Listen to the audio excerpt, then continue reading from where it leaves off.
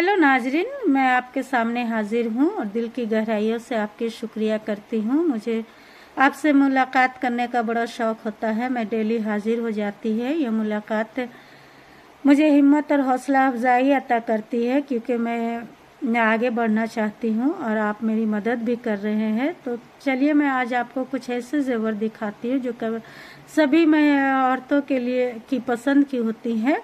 जेवर हम लोगों की पहली पसंद होती है। हम जैसे कपड़े पहनते हैं वैसे जेवरों को सेट करते हैं, लेकिन सबसे असल जेवर तो तालीम होती है। एक औरत की कीमती जेवर तालीम होती है, जो उसे इतना बेहतरीन ढंग से सजाती है कि फिर उसमें कोई कमी नहीं रह जाती है। लेकिन अगर हम कहीं पार्टी वगैरह या किसी और जगह पर तफरीह के लिए जाते हैं तो अपने कपड़ों के साथ कुछ जेवरों को खास रखते हैं जो हम लोगों की पसंद की होती है। तो चलिए मैं आगे आपको दिखाती हूँ कि मैं किन जेवरों की बात कर रही हूँ। आगे बढ़ते हैं। अल्हम्दुलिल्लाह, ये देखिए, ये जेवर है हमारे गले के और कान का, और ये भी गला ही का है जिसे मैं इस्तेमाल करती, कभी शादी में जाती हूँ तो पहनती हूँ, कभी कहीं गई तो पहन ली। ये इस तरह काफ़ी सुंदर और ख़ूबसूरत है। ये बड़ा अच्छा हार है जिसे मैं ली थी, और ये मल्टी कलर है। जिस तरह का ड्रेस मैं पहनूँ उस तरह के ड्रेस में इसे इस्तेमाल करती हूँ और पहनती हूँ। इस तरह का हार मैं बहुत सा लाई थी बाहर जब गई थी, और काफ़ी लोगों को गिफ्ट में दी हूँ, सभी को। इंशाल्लाह कभी मौका मिला तो आप लोगों को अभी मैं ला कर दूंगी जिनसे मुलाकात होगी। और ये हार तो यहीं रांची से लिया हुआ है, जिसे मैं सूट या साड़ी वगैरह में पहनती हूँ। ये भी काफ़ी खूबसूरत, और ये इसका सेट है। ये देखिए, ये कान का है जो काफ़ी अच्छा लगता है। इसको साथ आप कोई सा भी हल्का सूट पहने और इन जेवरों को पहन लीजिए तो काफ़ी सुंदर और खूबसूरत लगते हैं।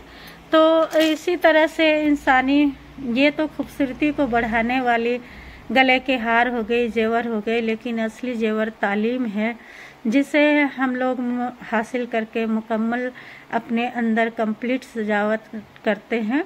सभी औरतों को तालीम हासिल करना चाहिए। बगैर तालीम के हमारी सोचने समझने की सलाहियत नहीं होती है। हम अच्छे बुरे में फ़ैसला नहीं कर पाते हैं।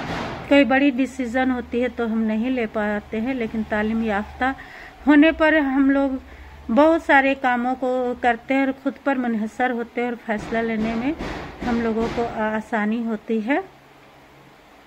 पहले की औरतें तालीम याफ्ता उतनी नहीं होती थी, बहुत कम ही तालीम दिलाई जाती थी। ज़्यादातर घर के हुनर ही लेते थे। कढ़ाई करना, चादर बनाना, तरह तरह की पेंटिंग करना, कटिंग करना, सिलाई करना, ये सभी में माहिर होती थी। आज भी औरतें उसी को बदल कर दूसरा नाम दे दिया गया है, जैसे ड्रेस डिज़ाइनर, फैशन डिज़ाइनर।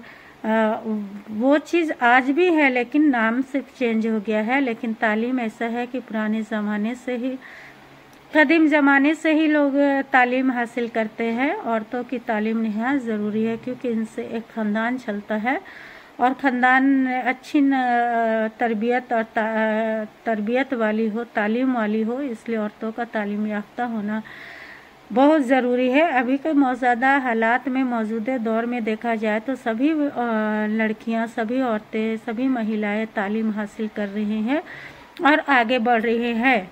अभी हम लोग देखते हैं कि औरतें बहुत कम ऐसी हैं जो खुद पर मुनहसर नहीं है। बहुत सी औरतें घर में भी काम कर रही हैं, बाहर भी काम कर रही हैं, और खुद एक अच्छी ज़िंदगी गुजार रही है। तो ये सभी तालीम की वजह से वो कर पा रही हैं। एक ऊंची तालीम याफ्ता लेडीज़, एक अच्छी तालीम याफ्ता लेडीज़ अच्छे पोस्ट में काम करती है, और एक घर को, एक समाज को चलाने में बहुत ही बुलंद हौसला रखती है। महिलाएं अपने काम में काफ़ी दिलचस्पी और बहुत ही दिल लगा कर करती हैं। तो मैं उन सभी वालिदैन को, उन सभी भाई बहनों को और ख़ुद को भी हौसला और हिम्मत और शुक्रिया अदा करना चाहती हूँ कि जो औरतों को आगे बढ़ने में मदद करते हैं, वो माँ बाप, वो वालिदैन जो अपनी लड़कियों को तालीम दिलाते हैं एक मुश्किल हालात में भी।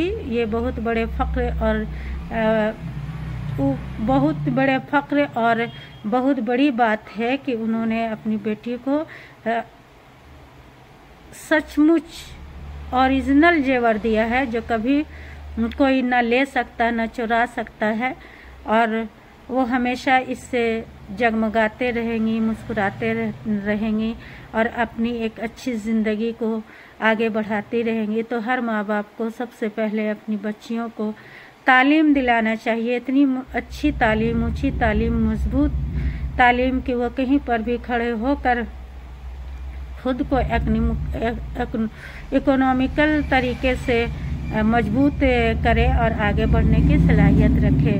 तो चलिए मैं आपसे इन जेवरों के जरिए ही बहुत सारी बातें की, कुछ ऐसी बुनियादी बातें हुई जिससे हम लोगों को खुशी हासिल होती है कि आज हमारे समाज में बहुत सारी लड़कियां, औरतें पढ़ी हुई हैं और आगे बढ़ रही हैं, लेकिन जो पीछे रह गई हैं उनको भी पढ़ना चाहिए। तालीम की कोई एज नहीं होती है, कोई उम्र नहीं होती है, सिर्फ आपके अंदर, हमारे अंदर शौक होना चाहिए।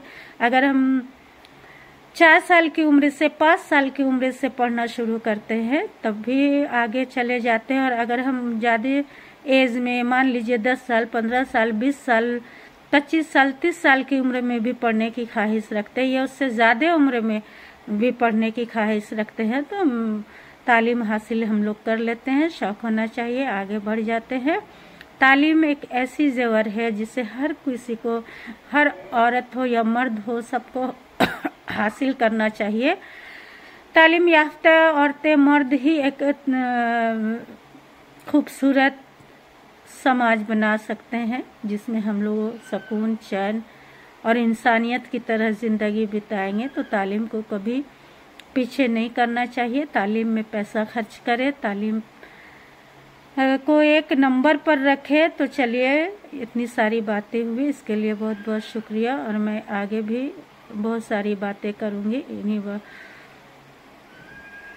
अल्हम्दुलिल्लाह। मैं इन जेवरों को दिखा चुकी जो मेरी पसंद है, मैं पसंद करती हूँ। गोल्ड से ज़्यादा मैं कॉस्मेटिक के जेवरों को पसंद करती हूँ क्योंकि वो कि सभी कपड़ों के साथ मैच कर जाता है और पहनने पर काफ़ी खूबसूरत लगती है। लेकिन इन जेवरों से सबसे उम्दा जेवर हमारी तालीम है, जो हमें मुस्तकिल तौर पर हमारी खूबसूरती को बढ़ाती है, हमें एक अच्छी ज़िंदगी देती है, हमें बुरे और अच्छे की सलाहियत बताती है, हमें कॉन्फिडेंस और खुद एतमादी पैदा करती है कि अगर हम गलत और बुरे में फ़ैसला ले सकते हैं। अगर ज़िंदगी में मुश्किलात आती है तो औरतों को तालीम एक ऐसी चीज़ है जो औरतों को उस मुश्किल वक्त में खड़े कर देती है और वो अपनी इकोनॉमिकल माशी हालत को भी सुधार सकती है। आज देखिए कि समाज में काफ़ी तरह औरतें पढ़ाई कर रही हैं और पढ़ाई करने के बाद एक ऊंचे पोस्ट में है और बड़ी खूबसूरती से और बड़ी जिम्मेदारी से अपने